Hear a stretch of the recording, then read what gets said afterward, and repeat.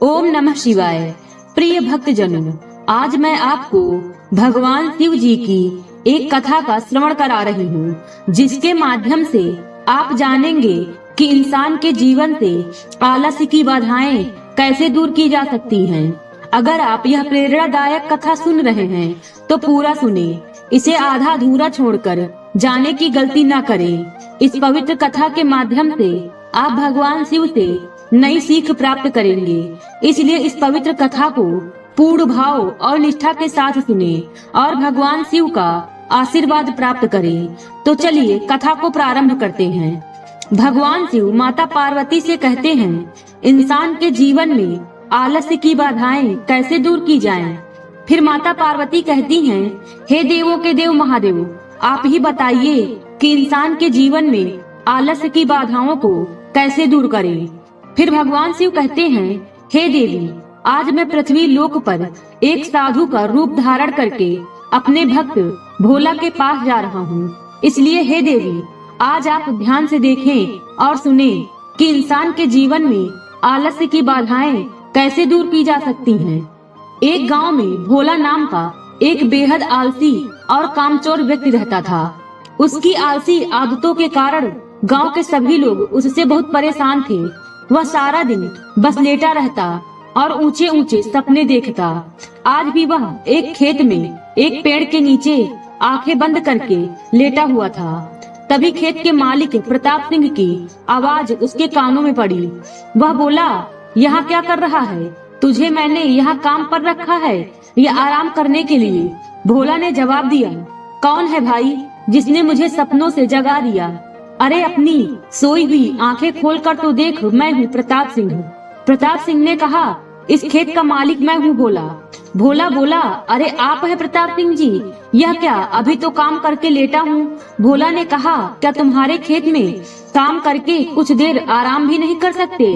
फिर प्रताप सिंह कहते हैं, पिछले 3 घंटों से तुझे इसी पेड़ के नीचे लेटा देख रहा हूँ। बाकी सब लोग मेहनत से फसल काटने में जुटे हुए हैं और तू यहाँ ऐसे आराम कर रहा है जैसे कि तू इस खेत का मालिक हो।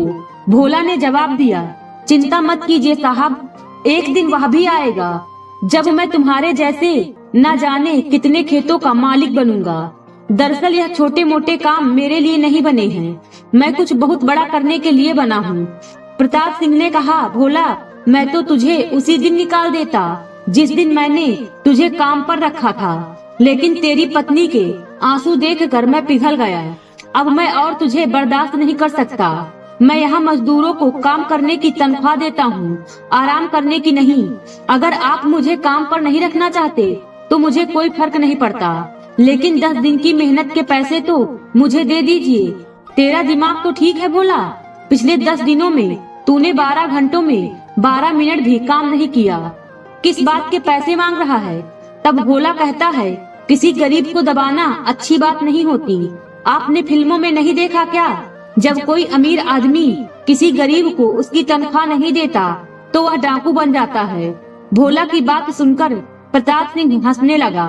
डाकू बनने के लिए भी मेहनत लगती है भोला, तुझे बंदूक उठानी पड़ेगी, घुड़सवारी करनी पड़ेगी और तुझसे तो वह भी नहीं होगा। इससे पहले कि मैं तुझे धक्के मार कर यहाँ से निकाल दूं, सीधी तरह से यहाँ से मेरी आंखों के सामने से दूर हो जा। प्रताप सिंह का गुस्सा देखकर भोला डर गया और चुपचाप अपने घर चला गया। दोपहर के वक्त भोला को घर पर देखकर उसकी पत्नी चांदनी को गुस्सा आ गया। उसने कहा, अरे इतनी जल्दी काम से कैसे आ गए? तुम्हारा काम तो शाम को खत्म होता है। प्रताप सिंह ने मुझे काम से निकाल दिया, भोला ने कहा। लेकिन क्यों? चांदनी ने पूछा। भोला ने कहा, अरे मैं उसके खेतों में 10 मजदूरों के बराबर जी तोड़ मेहनत कर रहा था। कुछ मिनट पेड़ के नीचे आराम करने के लिए क्या बैठ गया, वो बुरी तरह से भड़क गया। उसकी पत्नी बोली, हे महादेव, बड़ी मुश्किल से तो प्रताप सिंह के सामने आंसू बहाकर तुम्हें काम दिलवाया था, लेकिन तुम्हें वहाँ से भी निकाल दिया गया। आखिर तुम्हारा यह आलसपन कब जाएगा? कब तुम कामचोर से मेहनती इंसान बनोगे? गांव की सारी औरतें मेरा मजाक उड़ाती हैं। भोला ने कहा, अरे तुम उनकी बातों पर ज्यादा ध्यान मत दिया करो। कितनी बार कहा है कि औरतों की तो आदत ही है एक दूसरे का मजाक बनाना। उसकी पत्नी बोली, तुम्हें अपनी पत्नी का मजाक उड़वाना तो मंजूर है, लेकिन काम करना मंजूर नहीं है। तब भोला कहता है, अरे पत्नियों को तो शिकायत रहती है कि उनके पति उनके साथ ज्यादा समय नहीं बिता पाते। तुम्हें तो खुश होना चाहिए कि तुम्हारा पति तुम्हारे हमेशा आसपास रहता है। तब उसकी पत्नी ने कहा, इस तरह से तुम्हारे आसपास होने से मुझे क्या फायदा, इससे तो अच्छा तुम यहाँ से चले जाओ। रसोई में कल रात ही आटा खत्म हो गया और राशन भी बिल्कुल नहीं है। पत्नी कहती है, मुझे कोई मतलब नहीं है, कहीं से भी लाओ पर राशन लेकर आओ। भोला बोला, मैं राशन कहाँ से लेकर आऊंगा? चांदनी प्रताप सिंह ने मुझे एक पैसा नहीं दिया। चांदनी बोली, पैसे काम करने के लिए दिए जाते हैं, आराम करने के लिए नहीं दिए जाते। जो भी हो, मैं तुम्हें काम पर लगाते लगाते तंग आ चुकी हूँ। जाओ किसी से उधार मांग कर लाओ या डाका डाल कर लाओ, लेकिन आज तुम्हें महीने भर का राशन लेकर आना है। उसके बाद तुम महीने भर आराम से चाहे तो सोते रहना, मैं तुमसे कुछ नहीं बोलूंगी। और सुनो, राशन लिए बगैर घर में घुस मत जाना। इतना कहकर चांदनी ने वहाँ रखा चाकू गुस्से से उठा लिया। भोला कहता है, यह क्या कह रही हो चांदनी, मैं तुम्हारा पति हूँ, क्या तुम मुझे मारकर विधवा बनोगी? चांदनी बोली, इससे तो अच्छा मैं विधवा ही रहूंगी, कम से कम मुझे सुकून तो होगा कि मैं विधवा हूँ, मेरा पति मर चुका है। चांदनी का गुस्सा देख वह तुरंत बाहर आ गया और बड़बड़ाता हुआ बोला, हे महादेव, बच गया। आज चांदनी को क्या हो गया? आज तो मेरी खैर नहीं। आज तो चांदनी ने साक्षात काली का रूप ले लिया है। लेकिन मैं राशन कहाँ से लेकर आऊंगा? गांव के हर व्यक्ति से तो मैं उधार मांग चुका हूँ, कोई तरकीब तो निकालनी पड़ेगी, नहीं तो आज चांदनी मुझे नहीं छोड़ेगी। तभी चांदनी अंदर से चीख कर बोली, बाहर खड़े मत रहो, महीने भर का राशन लेकर आओ। जाता हूँ। भोला तेजी से बाजार की ओर चल दिया, मगर कुछ ही दूर जाकर वह थक गया। कितनी गर्मी है, मुझे तो थकान सी महसूस हो रही है। एक काम करता हूँ, किसी पेड़ की छाया में बैठकर थोड़ा आराम कर देता हूँ और वहीं बैठकर सोचता हूँ कि यह राशन पानी का जुगाड़ कहाँ से किया जाए। भोला एक पेड़ के नीचे जाकर आंख बंद करके लेट गया।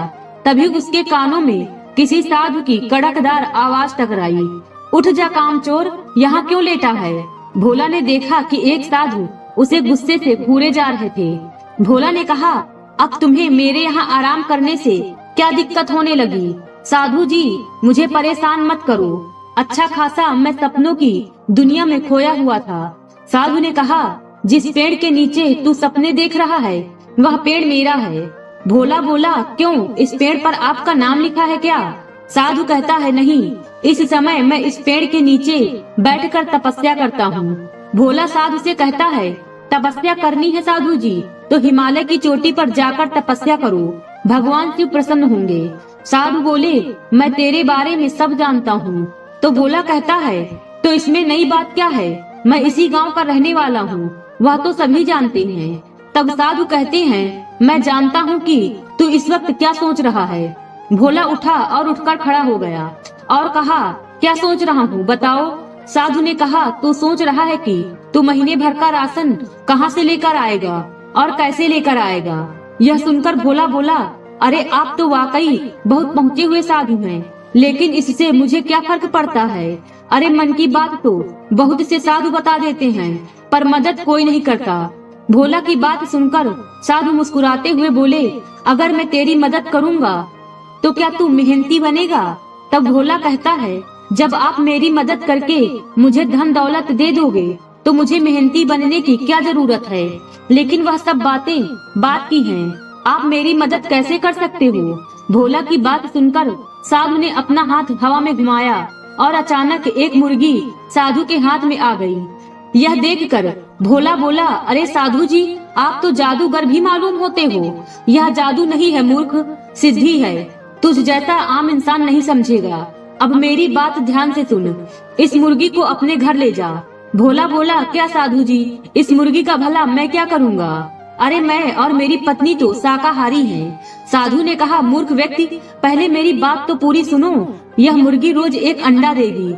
भोला बोला, समझ गए साधु महाराज, आगे बोलने की जरूरत नहीं है, मैं उस अंडे को बाजार में बेच दूंगा। साधु बोले, मूर्ख, यह तुझे रोज सोने का अंडा देगी, उस सोने के अंडे को रोज बाजार में बेचकर धीरे धीरे तू अमीर हो जाएगा और तेरे सारे सपने पूरे हो जाएंगे। तब भोला कहता है, इसमें तो बहुत वक्त लग जाएगा।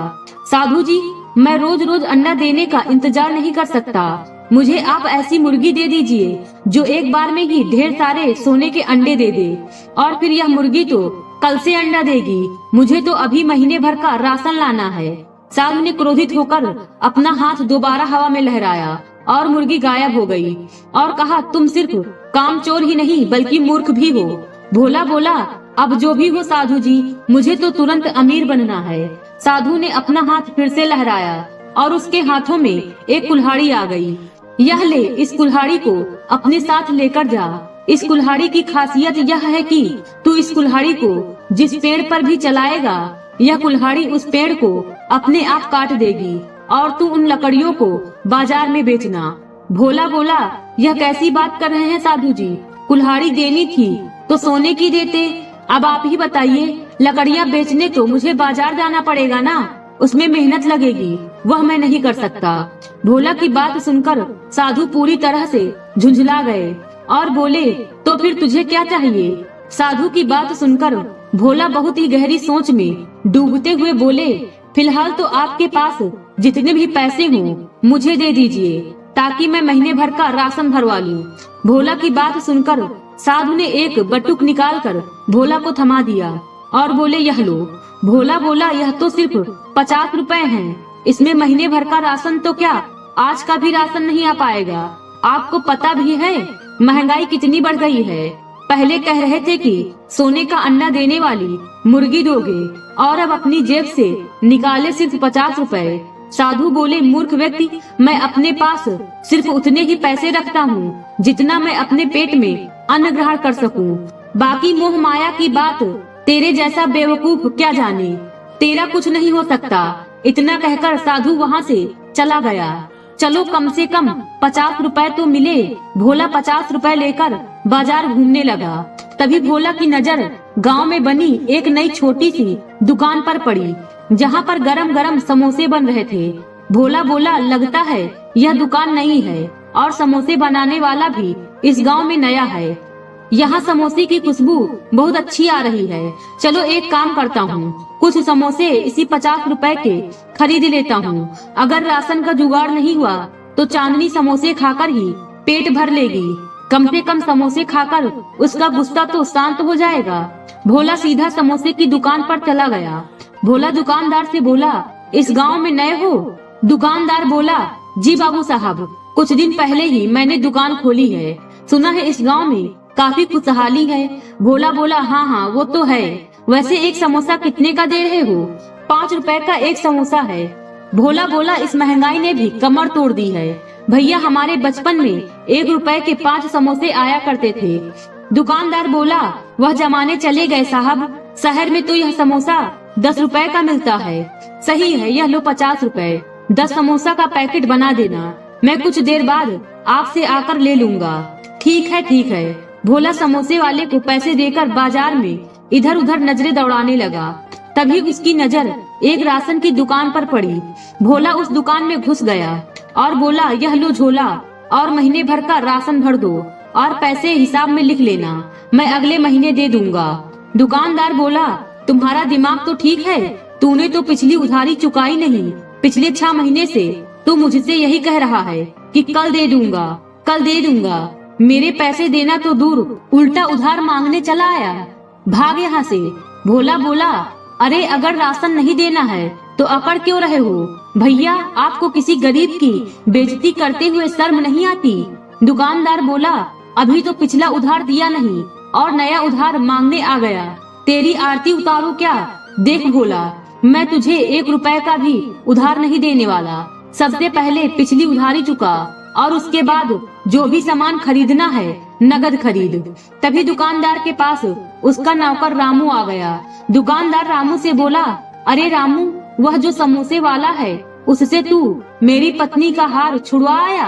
हाँ साहब, मैंने उसे पूरे पैसे दे दिए। रामू की बात सुनकर भोला सोच में पड़ गया। उसने आंखों के इशारे से रामू को अपनी ओर बुलाया और बोला, इतनी बड़ी राशन की दुकान का मालिक होकर इसने समोसे वाले को अपनी पत्नी का हार क्यों दे दिया? रामू बोला, अरे वह समोसे वाला ब्याज का भी काम करता है। मालिक को पैसों की जरूरत थी तो उन्होंने अपनी पत्नी का हार समोसे वाले के पास गिरवी रख दिया। आज पैसे देकर वह हार छुड़वा लिया। तभी भोला के दिमाग में एक विचार आया। यह दुकानदार बड़ा अकड़ रहा था ना, अभी तुझे बताता हूँ। भोला दुकानदार से पूछता है, पिछली उधारी कितनी थी मेरे ऊपर? दुकानदार बोला, सब मिलाकर पूरे 5,000। भोला कहता है, मैं जानता था तुम मुझे उधार नहीं दोगे, इसलिए मैं अपनी पत्नी की अंगूठी चुपके से ले आया था और उसे 10,000 में समोसे वाले के पास गिरवी रख दिया है। तुम एक काम करो, पूरे 5,000 का राशन मुझे दे दो और अपने नौकर रामू को मेरे साथ समोसे वाले के यहाँ भेज दो। मैं समोसे वाले से पैसे दिलवा देता हूँ। भोला की बात सुनकर दुकानदार सोच में पड़ गया और बोला, तेरी बीवी के पास सोने की अंगूठी कहाँ से आई? भोला बोला, अरे मैं कामचोर हूँ, लेकिन मेरी बीवी अच्छे परिवार की है। उस बेचारी को तो पता भी नहीं है कि मैंने उसकी अंगूठी गिरवी रख दी है। दुकानदार ने भोला की बात पर यकीन कर लिया और पूरे 5,000 का राशन उसे दे दिया और रामू को उसके साथ भेज दिया। भोला समोसे वाले से दूर जाकर खड़ा होकर बोला, अरे समोसे वाले भैया जी, वो 10 का पैकेट तुम रामू को दे देना, ठीक है? रामू ने समझा कि भोला 10,000 की बात कर रहा है। भोला रामू से बोला, 10 का पैकेट ले और अपने मालिक के मुंह पर मार देना। राशन देखकर चांदनी हैरत में पड़ गई। यह महीने भर का राशन कहाँ से ले आए तुम? अरे तुमने तो कहा था चोरी करके लाओ या डाका डाल के लाओ, कहीं से भी लाओ, तो मैं ले आया। हे महादेव, उस वक्त मैं गुस्से में थी। तुमने कहीं वास्तव में चोरी तो नहीं की? अरे नहीं नहीं चांदनी, इस बार मैंने अपना तेज दिमाग का इस्तेमाल किया है। अब देखना, कुछ ही दिनों में मैं तुम्हें रानी बना दूंगा। रानी। भोला ने इतना ही कहा था कि तभी राशन वाला पुलिस लेकर वहां पहुंच गया और भोला की सारी करतूत उसकी पत्नी को बता दी। थानेदार भोला से बोला, लोगों को बेवकूफ बनाता है रे। थाने ले जाकर तेरी ऐसी पिटाई करूंगा कि तू लोगों को बेवकूफ बनाना भूल जाएगा। भोला ने माफी मांगते हुए कहा, मुझे माफ कर दो थानेदार साहब, मैं आइंदा ऐसी हरकत नहीं करूंगा। थानेदार ने कहा, तू माफी के लायक नहीं, तू एक साथी ठग है, फिल्मी स्टाइल में लोगों से ठगी करता है। भोला ने जवाब दिया, मैंने ऐसी कोई फिल्म नहीं देखी थानेदार साहब। थानेदार ने पूछा, अगर ऐसी कोई फिल्म नहीं देखी तो फिर उसी स्टाइल में ठगी करने का विचार तेरे दिमाग में कैसे आ गया?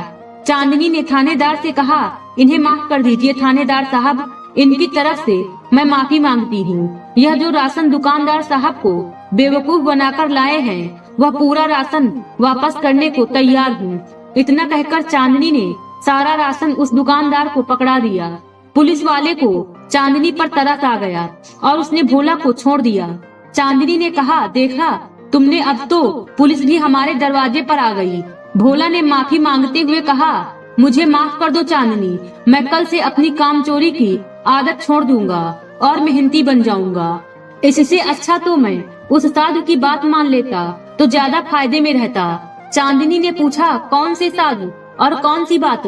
भोला ने अपनी पत्नी को सारी घटना बता दी।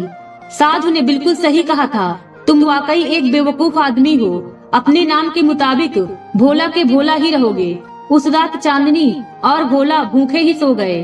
अगली सुबह जब चांदनी ने आंखें खोली तो उसने देखा कि उसके बगल में कुछ पैसे रखे हुए थे। चांदनी ने तुरंत अपने पति भोला को उठाया। यह पैसे कहाँ से आए? पैसों को देखकर भोला सोच में पड़ गया।